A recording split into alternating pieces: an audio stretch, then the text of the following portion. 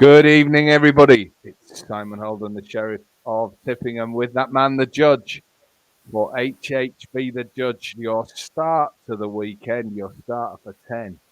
Now, Judge, how are you doing, mate? I understand a bit of a power cut, but the lights are back on. They are. Yeah.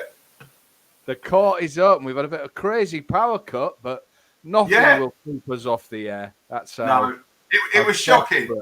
Yeah, very, yeah.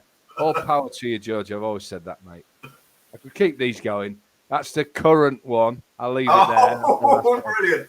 I'll leave it there. Well, brilliant. Might be pushing it. Right. Now, can I just say, if you're in HFC Ireland, I'm not one of these tipsters that bigs themselves up, but you just had Carty as a 20-1 winner scooting at Dundalk. And thank you very much. Yes. And can I just say, if you want a bonus card marker of Saturday and Sunday, the Dublin Racing Festival, and my Cheltenham special, I will give you Saturday and Sunday's card marker if you come in at the top link.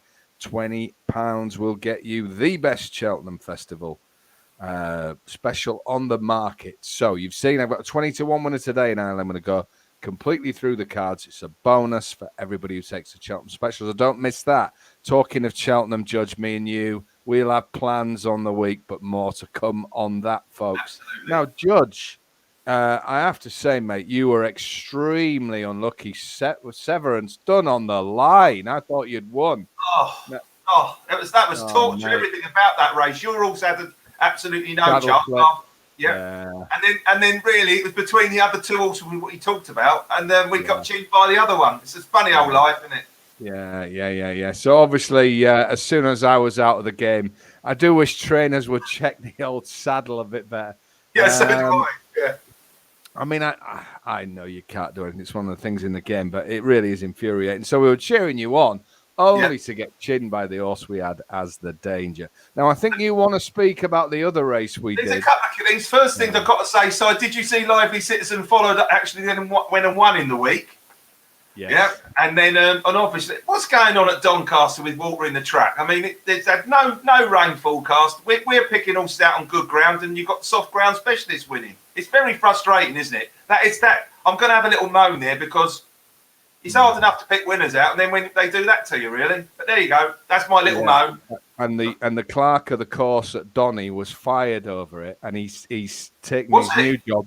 Yes, first day today, his new job, Judge, is your local electrical power specialist in your town. Would you believe it? I had him there, folks. I've reeled him in. And can I just say I've been ill all week, and I'm still I wouldn't have noticed, mate. Yeah. You wait till you hear the tips. I'm still able to produce that quality of wind up. I think it says a lot about why I've lasted very good in the game for nearly 3 decades, doesn't it? And I should get out more, I suppose. Right, here what we're going to do today, folks. If you've got the second link and you've not taken the deal already, you can get that Goodwin Racing, I think one of the fastest growing and successful independents in the country. SH10 promo code will get you a £10 match bet.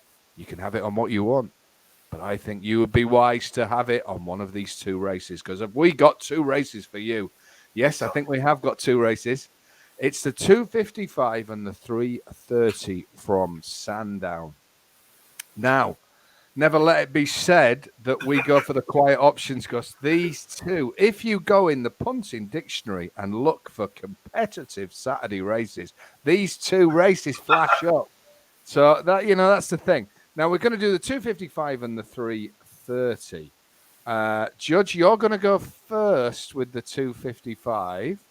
Let me just set it up, because 19 go to post 3 miles or a few yards short. It's a Class 1, Grade 3 handicaps. The Virgin Bet Heroes handicap hurdle. I'm not sure what Virgin's bet, but maybe they like the old 19 runners. It's a handicap hurdle. Yeah, exactly.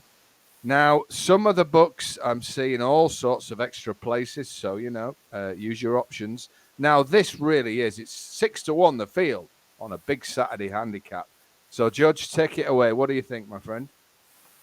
Well, I've got to be honest, mate. When we say pick up with Grand Nationals easier, isn't it? But I've got to be honest, one really did stick out, but I had two outsiders that are both per temps qualified, and I just wondered, is today going to be the day? But one of them was If the Cat Fits.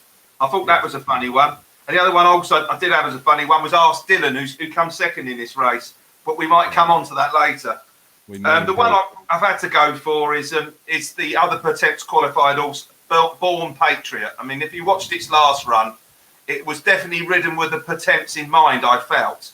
At the top of the hill, it just didn't get any room. The only downside was its jumping, so I'm hoping the trainer Peter Farley's got it practiced schooling a bit more often, and if it puts in a better round of jumping, this horse has got to be thereabouts at the finish. It really ran with lots of promise behind your old horse, the old Kansas City Chief, which then followed up the time afterwards. And it's a really good, strong form of line in that race. So I kind of think, I don't know what price it is now, because it was a little bit big. Is it about 8-9 to 1, something like that now? Yeah, you can get 17 to 2, and there's plenty of 8 around. So for 6, I can even see a couple of firms going 7. You know, it's a very, very strong each way for Born Patriot. It was literally, it's one of their moments where, because Don Levant was actually nearly on my radar at the same, and I thought at the same price, I've got to go for this horse because I think it's so far in front of its mark. So it's going to be, he'd forgotten the name of the horse, Born Patriot. I've been born again tonight. Yeah, he's born again. Let there be light, and there was light.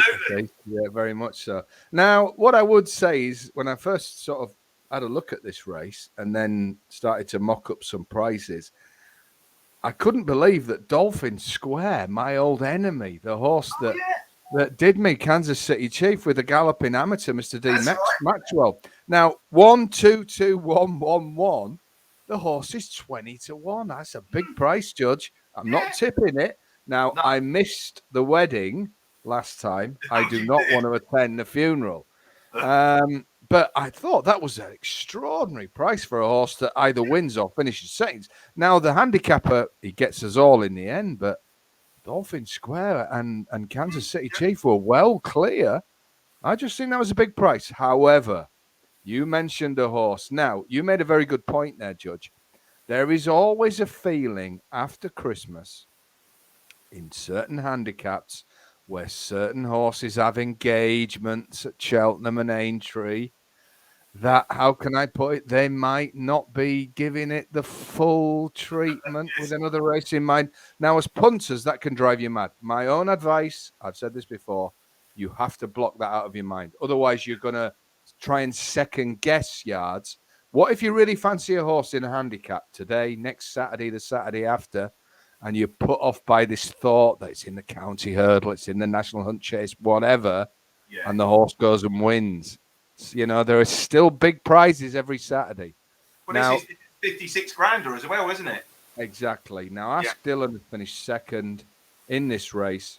Yeah. Peter Kavanagh takes the ride. Now, the interesting thing about that is that Fergal O'Brien has put him on for what I would call quite a few job horses since Peter Kavanagh's been around, and a few other yards have as well. He takes £7 off. Now, forgetting that, we go back 2 runs. Now, we look at the Kansas City Chief Dolphin Square form line from Cheltenham. Ask Dylan was 3rd. Yeah. 2 runs ago at Cheltenham. An excellent run. He was bang there. Before that, he's had a period of runs who have brought his handicap down, shall we say.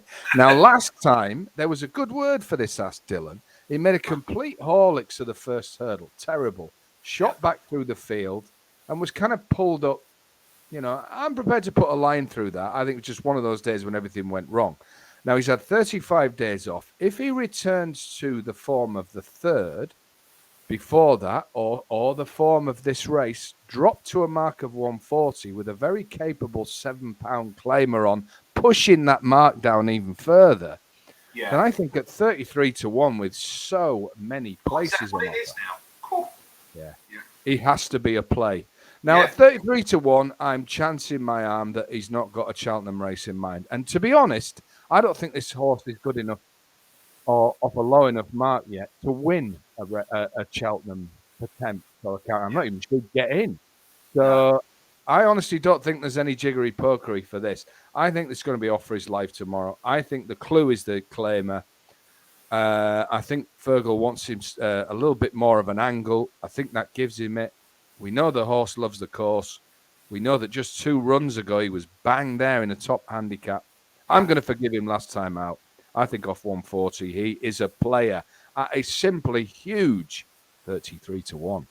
He is. So, I've got one more thing for you. Did you see they stuck the blinkers on first time? Everything's it does it. That's why I kind of really like it actually. They've got blinkers on first time. You just said it's claimer ridden, course form. It hasn't qualified for the Potence. It's unlikely to get into the Potence now because you've got to come in the first 6 in the qualifier. And it actually was 6th in the Potence last year as well. So for 33-1, you're not going to have many better 33-1 shots all weekend. No, it's a live one. I really think he is. So there you go. So Born Patriot for the judge. I'm going for Ask Dylan in a race where there's plenty of each way value on offer. Our next race is the very next race. You'll either be celebrating, thanking us, or you'll be fuming for about 25 minutes till you get the next race. I hope it's the former.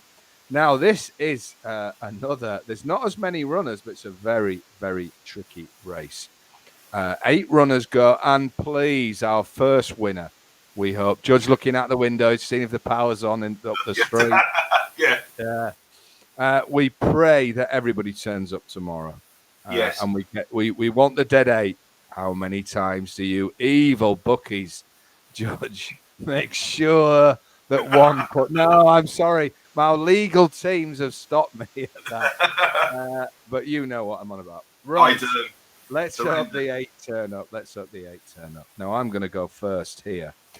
There is a horse that I tipped at a big price when it ran first time out this season over hurdles. It's number 2 here, Dace Abar, trained by Philip Hobbs and ridden by Tom O'Brien, a course and distance winner, an impressive one at that. I just think this horse has one way of running. It gallops. And I think that that particular gallop is very well suited to going right-handed and going at this track. He doesn't do anything in a hurry, but I think he can make all tomorrow. I was very surprised to see him as big as 6-1. So he's pretty much a max each way for me. I'll be astonished if this horse gets round and isn't in the 3. I think he's got a massive chance of winning. So horses for courses. He owes me after getting chinned at Haydock. This is much more his bag. If you can get that 6-1 tonight, I'll grab it. I can see him going off as short as maybe 7-2. I think there'll be momentum behind this tomorrow. The old Hemmings colours. Be lovely to see them get another big winner. For me, it's all about Dace Abar, number 2. Right, Judge? What do you think? It might not have the numbers, but it's a very competitive race. It's very competitive race. It's quite interesting, actually, because it's almost like we had a chat before the race started, which we literally Never. And the 2 horses I like were Dacia Abba because it's nearly 3 from 3 at the course. I think it's won the last 2 run-ins of this race. I might be wrong, but certainly won this race before. So yeah, I do like that horse. I wasn't so keen on Farron. I don't think it's going to be soft enough, which makes me worry about whether because it got pulled out last week, or didn't it, on the going, or the week before last. Oh, I think he'll run. But you're right. I hope he does, because he's stepping up in trip as well, which is either a positive or a negative, which way you look at it. But making it when it's one of the favourites, I'm wanting to take it on. It's a negative for me. I like a funny one here. I've missed the juicy price, but I like Linely King at the bottom for Ollie Murphy. I like horses that can jump round Aintree, especially as a novice. That's a tough test for the novices. And it won a novice handicap round there, which is reasonable form when you look who's finished behind it.